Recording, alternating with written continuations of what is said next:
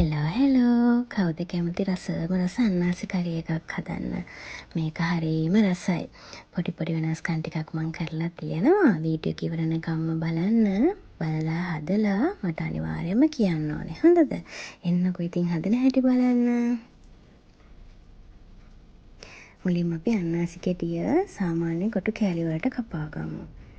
ඒ අතරතුරේ මම මේ වළඳක් ලිපේ තියලා තෙල් ටිකක් දාලා අබෑට තේ හැන්දක් දාගන්නවා. මේ චොප් කරගත්ත සුදු ලුණු බික් 5කුයි එනිසා කරාමුණටි කුරුඳ පුත්තු කෑල්ලකුයි සේර දණ්ඩකුයි මම මේ එකතු කරගත්තා. මේ ටික හොඳට තෙලේ බැදෙන අතරතුරේ මම මේ දාගන්නේ කපාගත්ත බීලුණු ගෙඩියක්.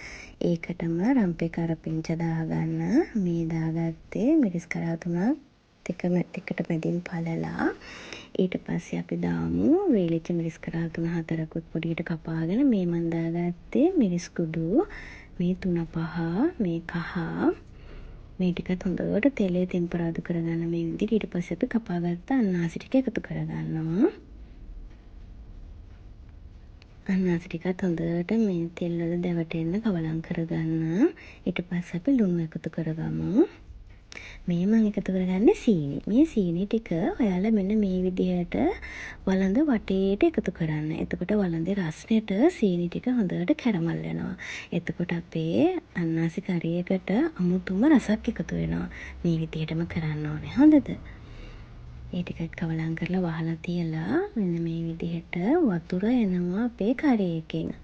ඊට පස්සේ මම තව ටිකක් දානවා තැම්බෙන්න. ඊට පස්සේ අපි තව ටිකක් වහලා තියලා තව තම්බ ගන්නවා.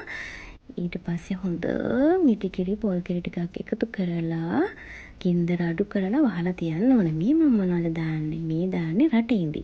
රටින්දි 5-6ක් වගේ එකතු කරන්න මැදින් පල්ල ඇට ඉවත් කරලා ඊට පස්සේ වහලා තියලා හිමින් සැරේ කරි එක හින්දව ගන්න. මේක හරිම රසයි. අනිවාර්යයෙන්ම හදලා බලන්න ඕනේ. වීඩියෝ එක බලන් හිටියට thank you ඔයාලට.